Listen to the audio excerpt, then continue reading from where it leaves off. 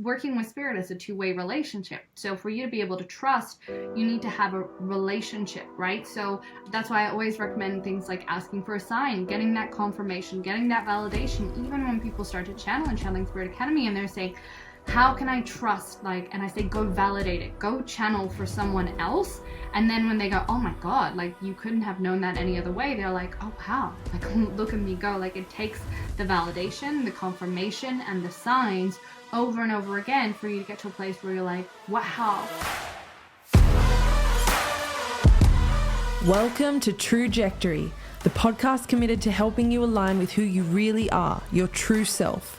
The one who is so comfortable with their uniqueness, so in love with life, and so effortlessly able to manifest everything they always dreamt of. I want this podcast to be a resource to help you jump into the driver's seat rather than continuing as a passenger in your own story. Let's understand why we choose to hold ourselves back so we can shed the lies that we've programmed into our minds. We can heal the root causes and step into the epic human that we know we can be. If you're ready to start aligning with your trajectory, let's do it.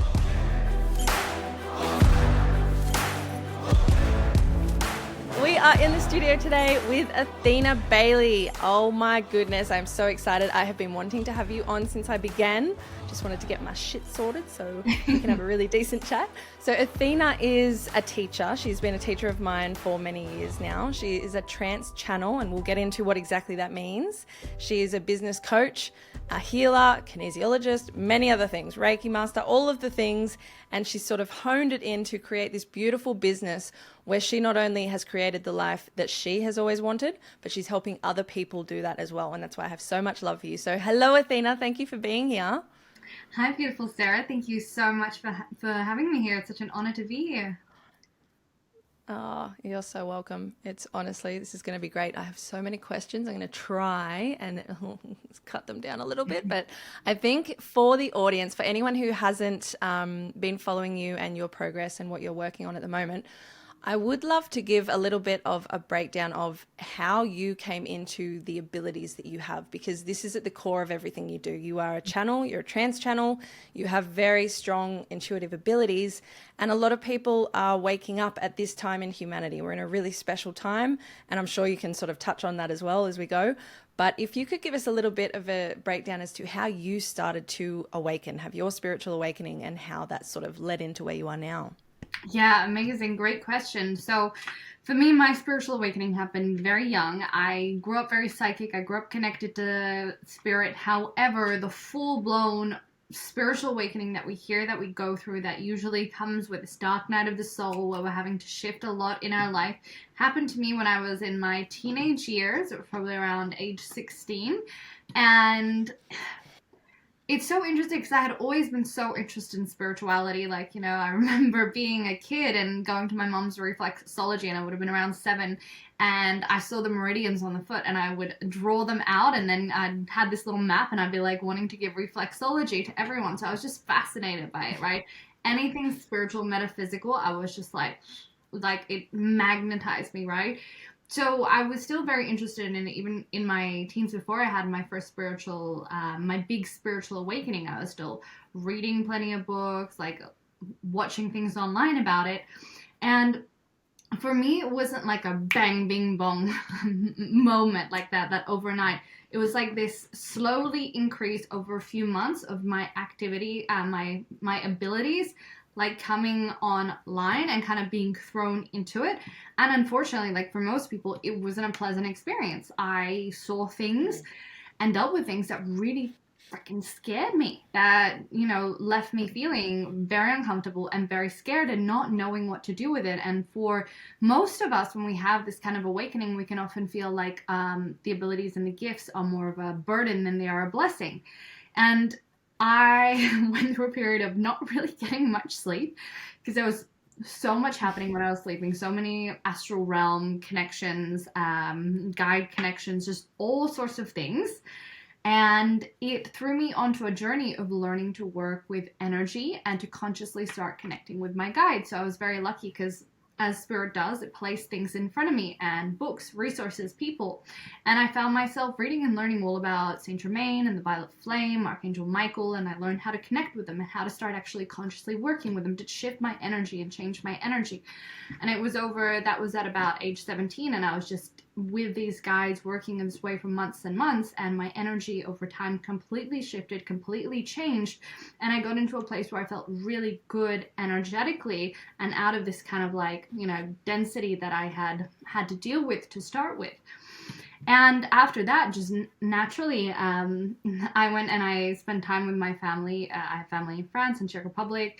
And my aunt said, hey, I know you're into all this spiritual stuff. Why don't you come and learn Reiki? So she very gratefully showed me Reiki, paid for me to go and study Reiki, which I did. And it opened me up and showed me how to work with energy on a deeper level. And after that, I was just like, let me get my hands on every course.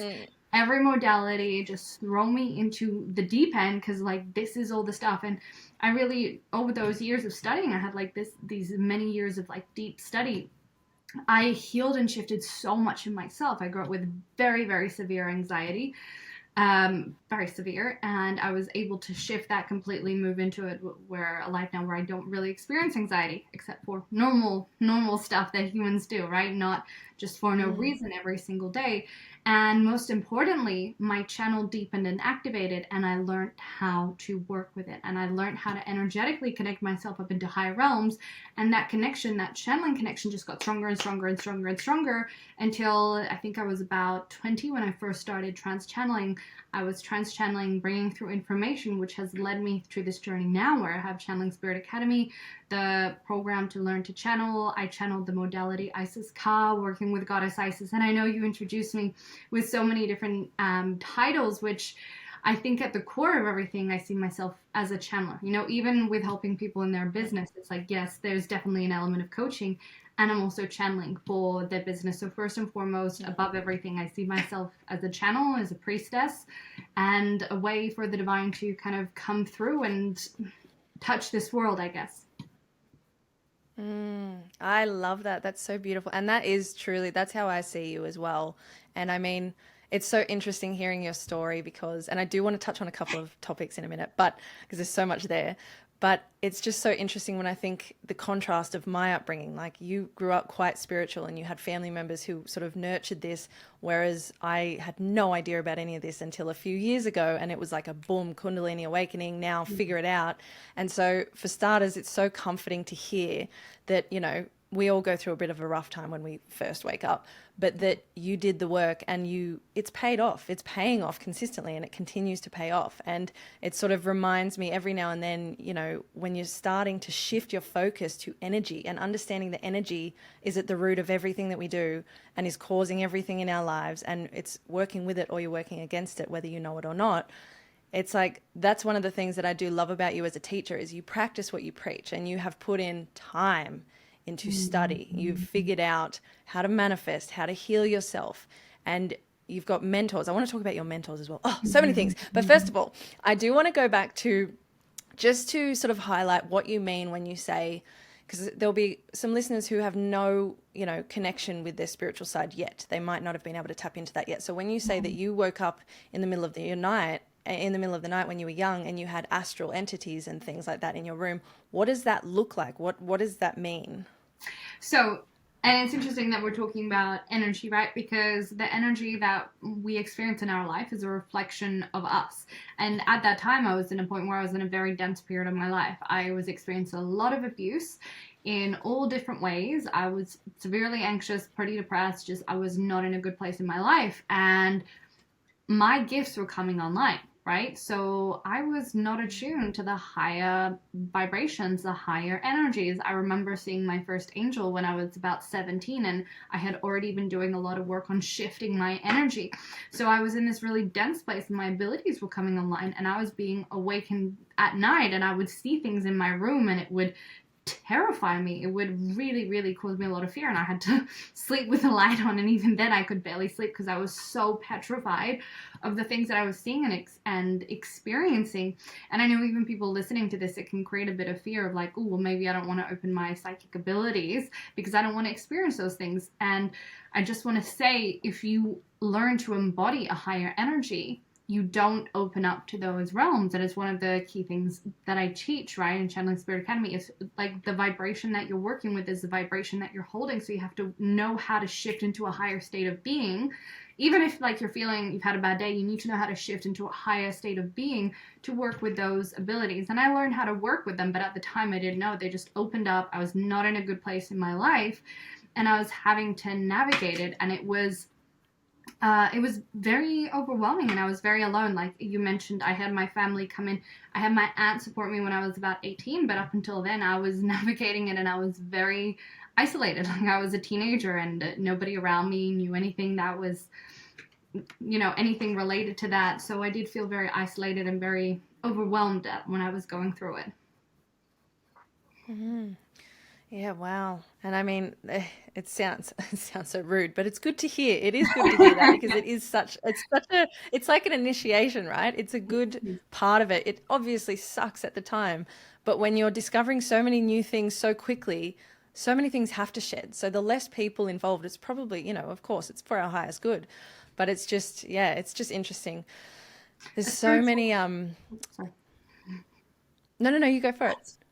I think absolutely a spiritual awakening is an initiation, right? Like it's not necessary. It's not supposed to be easy, and for most people it's not easy. Like the best initiations in our life, they force us to confront parts of ourselves that we may be not addressing or be ignorant to, and it brings these things up and we have to confront them, and that part is never easy. But once we learn the lesson and we move through it, we are able to then embody a higher way of living and a higher version of ourselves too. Absolutely. And something that I think about often is, since working with people like yourself and some of the other students that you've worked with, and we're all sort of a bit of a group, we all get along really well. It's so interesting when you first wake up and you hear about certain beings of light or entities or ascended masters, all sorts of things like Archangel Michael. He's in the Bible, right? You hear about these almost celebrities of the spiritual world, and you sort of think, oh, well, I can't talk to this person or this being or anything.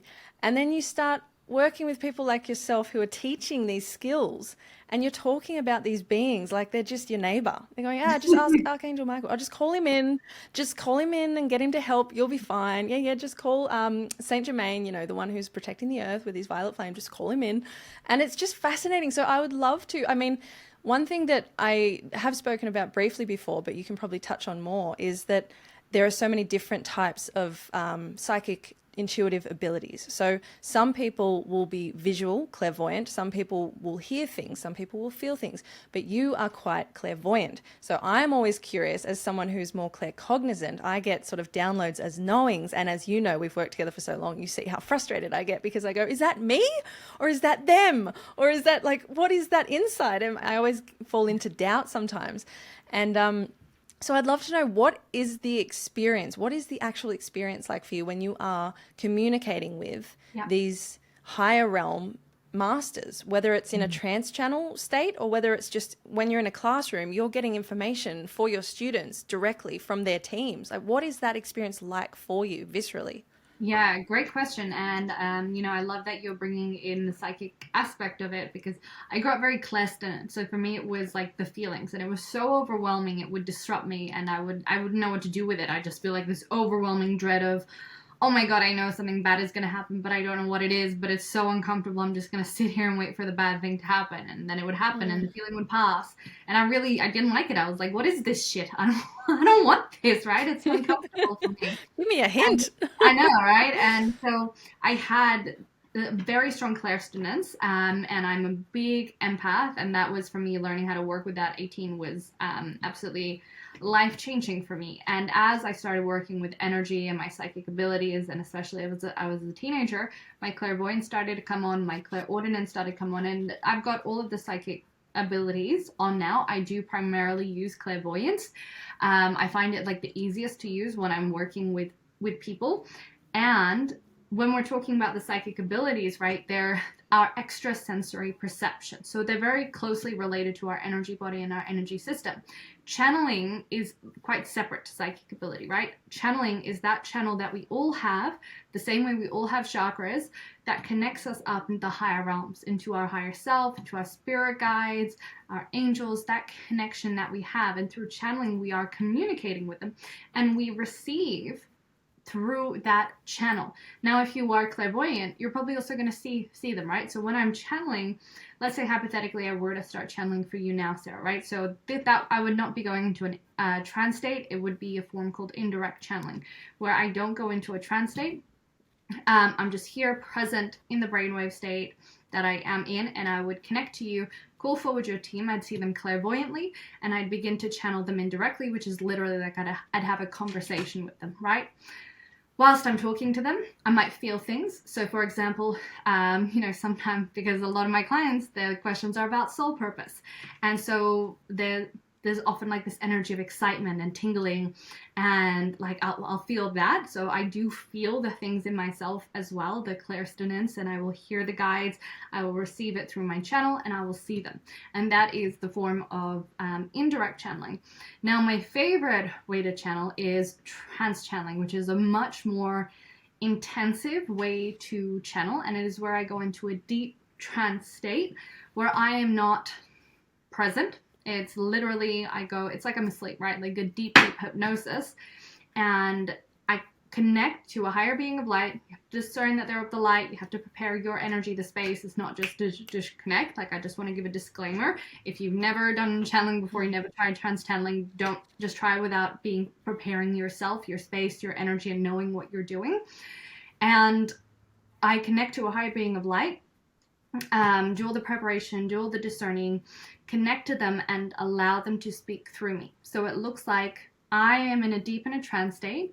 I am speaking, and the being is using first person, right? So for example, if I was channeling Saint Germain, they would say, I am Saint Germain, and they would talk through me, and their energy would be coming through my body. So oftentimes my voice changes, the tone changes, how I sound, how I look. Energetically, there's a shift. Now, because it is such a deep process, it utilizes the nervous system, and the body cannot do it for extended periods of time. It's not harmful to the body at all. However, it has a limit, right? Like, you can't trance channel for 6 hours straight. Like, your body cannot deal with it. It is generally something that I can do for an hour, max like the 2-hour mark, and even that is a lot.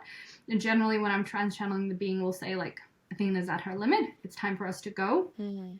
However, the powerful thing about trance channeling is that the ego, which is the judgment, the criticizing, the analyzing, is not there, because I am in such a deep brainwave state that it is not there, which means what flows through me is completely unfiltered. So this is how then I can channel high-level teachings and modalities like Isis Ka and the information and technologies that I bring through in my teachings, because I can allow it to come through in this deep trance channeling state. This is where we get that kind of like life-changing information, massive downloads. It's a really powerful experience. And it's not something that, I would do for 6 hours each day, like with 6 different clients. It's something that, I'm doing it actually this afternoon for Channeling Spirit Academy, where I do a live trance channeling session every single month. But it's something that I love doing, and also respecting the body that it can only do and hold so much of it. But in my opinion, it is the most powerful way that we can receive information from higher realms, and it is a gift I'm very, very grateful for, and it's something that my husband and I use and work with a lot in our lives and in our businesses. See, that's exactly what I wanted to tap into, is how has this changed your life when you are a massive advocate of being spirit-led, living a spirit-led life. So for someone who might not know at all what that means, what are the sort of, physical, tangible things that you would do every single day to stay aligned with your true, your team, your spirit team, the plans they have for you? And do you know what those plans are? Yeah, such a great question. And I am a huge advocate for living a life that is spirit led, because I think when we make these plans before we incarnate, we say, this is what I'm going to do, these are my abilities, this is how I'm going to help people. We make these plans when we come in, but what happens is that we forget, we get disconnected from them, right? And when we can keep connecting back into our team and saying, this is the way we need to go, this is the direction we need to take, it makes everything easier. And I would love to give the example, if it's okay, of how I met my husband. So Of he course, came, I'd love yeah, to. because it's an example for me that I think about quite a lot. I'm like, if Spirit hadn't guided me, like, it might be years Mm. until we finally got together, right? He was actually someone that came, he came to a live trance channeling event that I was doing, and then ended up coming to a program, and he attended, and there were, every time people are in my classes and I have to pair them up, Spirit shows me chords and links between them. Who's got to pair up with who, right? And of all the practice times, because there was an odd number, so I had to pair up with him, they continued to pair me up with my husband, Daryl. And I was like, okay, this is getting a bit weird, Spirit, but okay.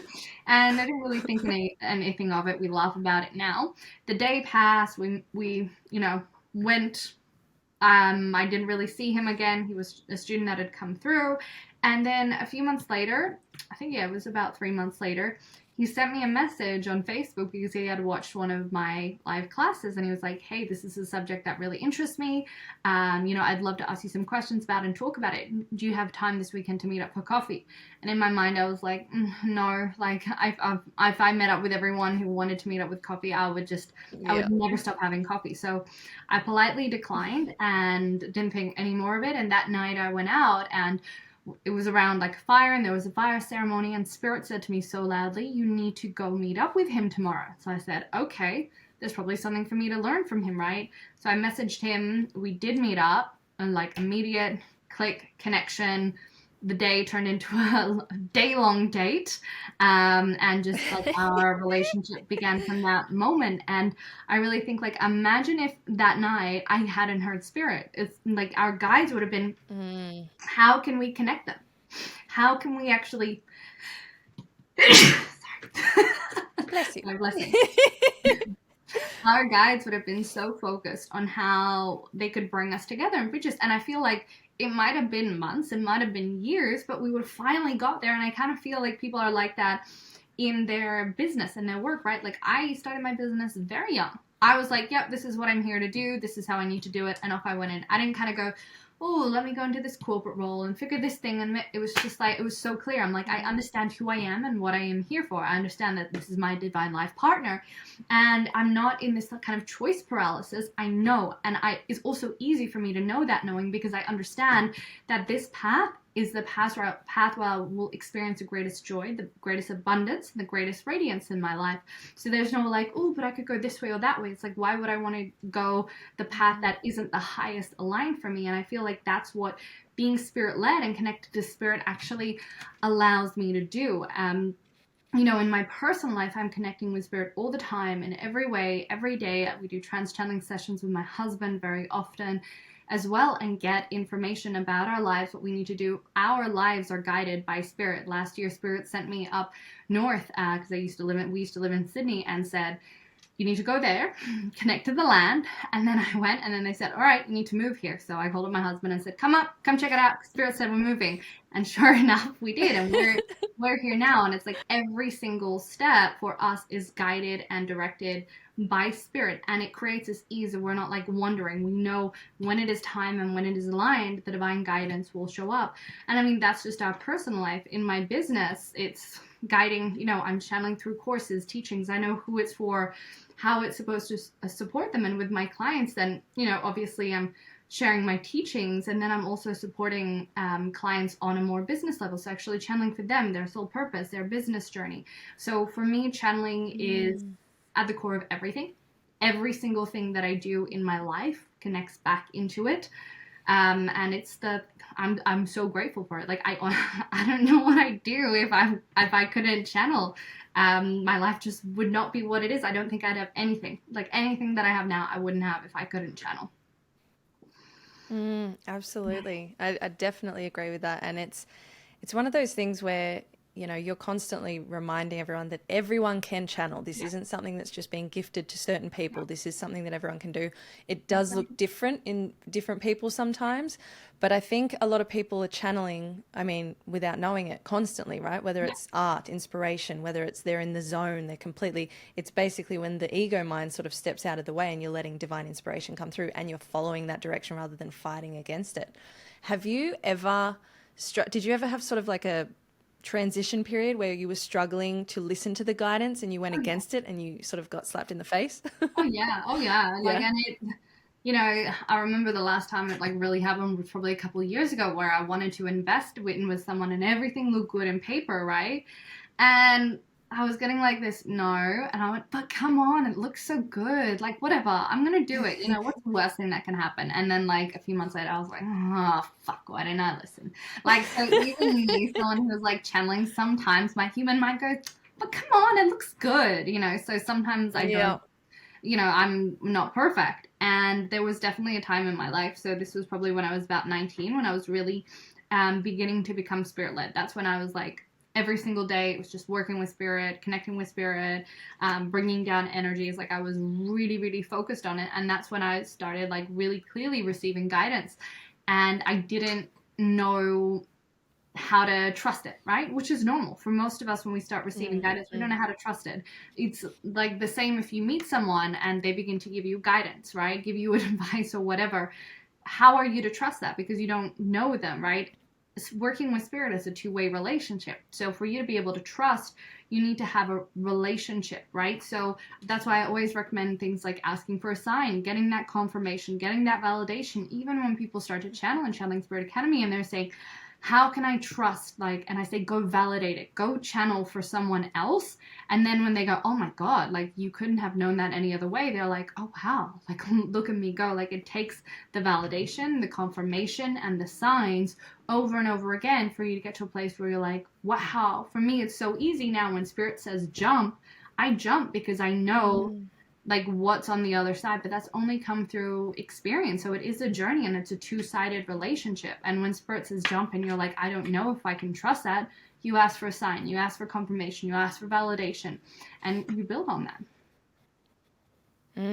Definitely. And I know even from my few years of experience, it definitely that is the case, is when you're really sort of uncertain, you ask for signs, synchronicities. I even had a couple this morning that I was asking for yesterday. And sometimes I forget that I've asked for it and then I see the sign and I go, oh my gosh, I asked for that. Thank you. It's fantastic. But I mean, just, looking forward, because there are, the work that you're doing is so powerful and it's spreading quickly. Once people sort of work with you, they go to their friends, oh my God, I can do these things now. And their friends see that their lives are starting to shift and all of these positive things are happening. But other than that, their personalities, they're happier, they're lighter, they're, less down on themselves. So there are other people that are sort of teaching similar, not the same sort of stuff, but very similar things. And as a collective, we're all raising our consciousness, we're raising our frequency, we're all awakening in various ways, obviously. What do you see the future as if we had so many more people who were channeling every single day?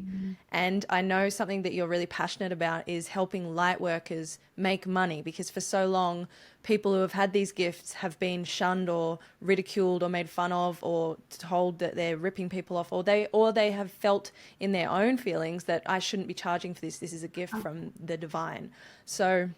So yeah, what's sort of your take on that? I want to know what you see the future as, because I think it's happening quickly. I think, Yeah. Yeah, thank you. There is no other industry where we are told that we shouldn't be receiving money for work, right? For the time and energy, that we should be doing it for free because it is for the greater good. Imagine asking doctors to heal for free because it is for the greater good, yet the spiritual industry comes with this paradigm, this very limited paradigm, and then we see healers and teachers like struggling to charge and to receive money because of this paradigm. And for me, I always look at it like, if that is a belief system that is being pushed, who is benefiting from it? Who is benefiting from us not being abundant? And it's something that I talk about quite loudly and proudly, about abundance and the abundance I've created for myself. Because when I was going through my spiritual awakening, there was no one that I saw other than like maybe Doreen Virtue that was like making good money from it. And I really, in my head, I remember being 19 and I resigned to the fact that if I pursue this path, I will never be abundant. And I said, I don't care. I'd rather know I'm doing my soul's purpose and be poor. And then I began down that path, and Spirit was like, who told you need to be poor? Like, you can make money off of this. Like, you can be abundant. Like, you don't need to get this into your head.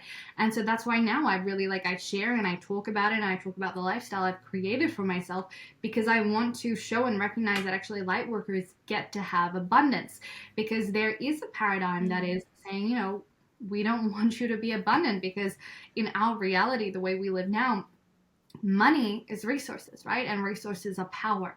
So it is a power that is trying to be kept away from us, because when I'm abundant, I have choices. I get to help so many more people when I have abundance. I get to do free courses. I've just gone on the Australian tour. That cost a lot of money. That cost a lot of money, right? And for me to be able to rent these big venues, travel with my husband and I, and go there, I need abundance. So all these things that I'm doing that reach thousands of people require abundance. The lifestyle I live requires abundance, and that's how I'm then able to actually shift the world. So for me, I am very passionate and bringing abundance and power back into the hands of light workers, and saying, actually, this new paradigm that we are entering and we are co-creating is one of abundance, right? So for my wish and the way that I see the future is light workers becoming empowered. And if every single light worker on earth had abundance, the world would look very, very differently, because I'm surrounded by a lot of very, very successful and very, very wealthy light leaders. And I see what they are doing with their money. And what we are doing with our money looks very different than you see what the 1% does with the money. These people are starting charities, they're funding projects, they're buying land, they're doing things that, they're dreaming of, that light workers dream of. And I know if every single light worker had abundance, the world would look incredibly, incredibly different. So when I look to the future, and I mean, there are lots and lots of timelines and availabilities, but the timeline that I'm choosing to align myself in is one where there is a global consciousness shift, a global shift into the fifth dimension, and it is being led by light leaders, right? And these light leaders are embodying and are paving the way and showing this is how we embody the fifth dimension. And it's each of us making a choice to live in a fifth dimensional state. It's not just one day we wake up and we're there. It is a choice that we are continuing to make every single day, until we are in a place where we are so unaffected by what happens in the world around us. COVID was such a good example. Nothing changed for me.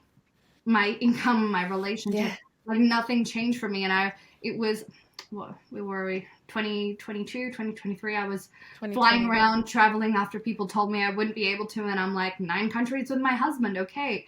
And it's we become this, our own paradigm, our own energy field that is unaffected by others. And I feel like that's what we are moving into. And we're just breaking the barriers that are trying to be forced down upon us. And it's claiming back our power. That's beautiful. And it's so true. There are so many people that I assume, are in positions that they don't want to be in. They've sort of built a life that has just sort of come in by default because of the things they've been taught when they were kids, and they didn't know better. And the people that were teaching them didn't know better either. So it wasn't an intentional thing necessarily. But I just feel there are so many people who are living a life that they don't recognize and they don't want. And they're sort of going, how did I get here? Okay, scarier question, how do I get out, and what am I willing to actually do? I'd love to know if you have any tips or anything that you do, even in your early days because you were saying that you spent a lot of time studying, doing energy work, and really doing the manifestation work to create the life that you have created now. So you're a beautiful example of what's possible, right? And this is why I love speaking to you and showing people all of the things that you can do if you follow a spirit-led life and if you do the work.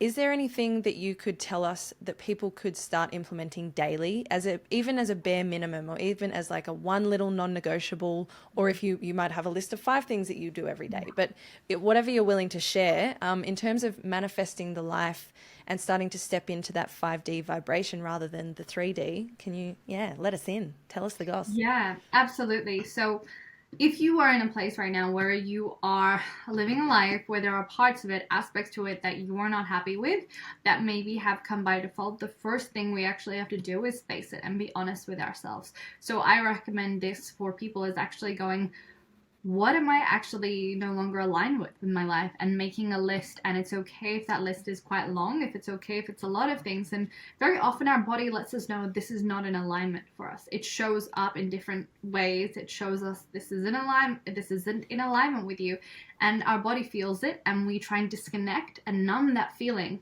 by, drinking, watching shows, addictions, all those things, to numb that disconnection of, because when we tune into it, this feeling of like, fuck, my life is out of alignment, it's so intense and so strong, we can't deal with it, right? So the first thing is actually acknowledging that and going, fuck, my life is out of alignment, and it's nobody else's responsibility but mine. It is on me. I am the one who has to change it. I am the creator, and I need to take full responsibility for how I feel. Even if someone did something to you to put you in the state that you are in today, it is still your responsibility to shift yourself into a different life. So the first thing is that realization and coming to that place of, actually, this doesn't feel good. This is an out of alignment. I don't like this. And it's a very hard place to be in, because you're like, okay, I realize this and I see this now, that this doesn't feel good. Now what? And that is where we begin to change and shift our energy, right? So our reality reflects our energy, right? Our beliefs, our energy. It is not what we want, our reality, but who we believe we are, and the energy that we choose to hold every single day. So for you, if you're in a position where you don't like your life the way it is, you need to begin holding an energy that is much, much higher, right? So I, for example, do heart activation work every single day. I think that is incredibly important, because the doorway to the fifth dimension is through the heart. It's through the energy of unconditional love. So if you can open up that heart chakra and be in that energy of unconditional love, it automatically starts to naturally shift things that are not in alignment with that in your life, right? Connects you to your soul. It anchors that in, and it begins to shift things. Things can happen energetically. You choosing to hold a different energy every single day is going to shift things so much faster and easier for you than if you just start to say, well, my relationship is unaligned, so I'm breaking up with him. Well, my job is unaligned, so I'm just going to quit. You're going to find yourself in a place where you're just like, well, what now? The shift happens energetically first. So heart activation is very, very important. Then working to raise your vibration. Obviously, there are a lot of different ways to do this. Channeling light, bringing it into your body is one way. And then the third thing you really want to be doing is tuning into the energy of the higher version of yourself, right? That can be through embodiment practices. It can be through visualizations. There are lots of different ways. I hope it's okay for me to share, because you're asking about like the process that I do every single day. And I have so many people ask me. So I recorded the entire process. I call it the Master Alignment Process, and it's on my podcast, Spirit Channel. And I have so many of my students and clients doing it, because it's just like, it's all the heart activation, the manifestation, the connecting with my spirit guides, asking them for support, activating myself, holding myself to a higher energy. It's there, and that's what I'm doing every single day. And it's only 17 minutes, but it's like, that's the thing. If you can do that every single day, your life is going to change, right? And even, if you're at a level that feels really good, there's still another level. So it's continuing to do that every single day. And it's like, it's energetic. That's the first step. Working with higher energies, that's what's going to change your life.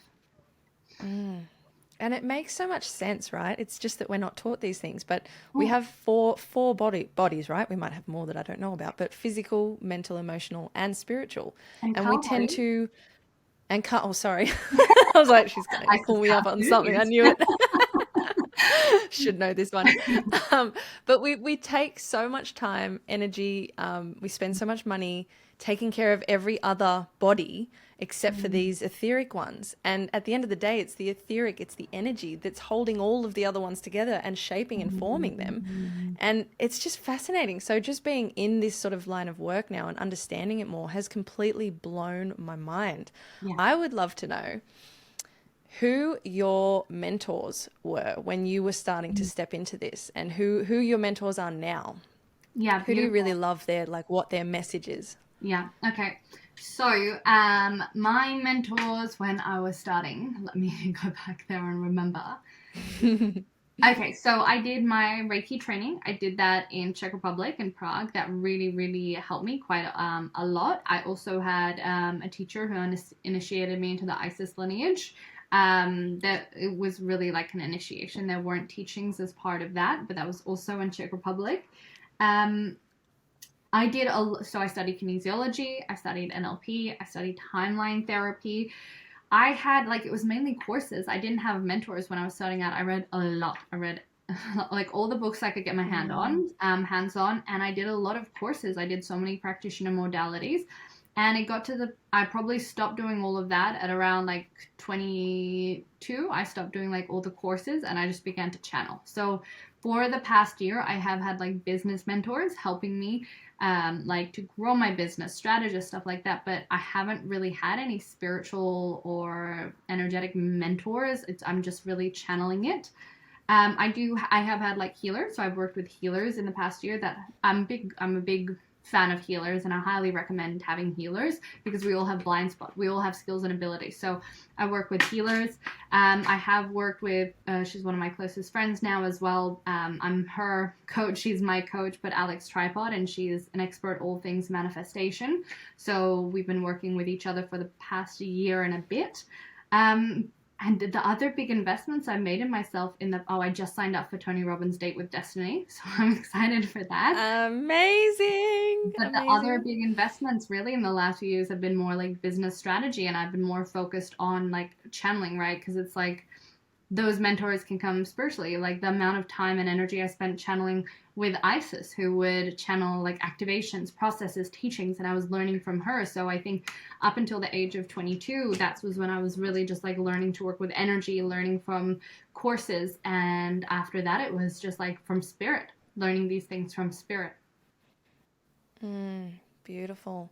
I mean, even just in listening to that, look at how much work and study and time you've put in. And I think that's the big key here, is to sort of not try to rush it all. And I know I'm a very impatient person. I'm working on it. I'm getting a lot better now. But when I first woke up, I was like, okay, I've got to learn this and this and this and this, and I want to know it now. And then getting frustrated and then, you know, starting to understand the difference in your vibration when it's going up and down and constantly, and trying to find that balance has just been such a journey for me. But that's the point right there, is just, you know, finding people that really help you out, that have their own unique gifts. There's so many people speaking on this sort of work now as well, that people can really, you know, manifestation is such a big topic because people are starting to tap into it.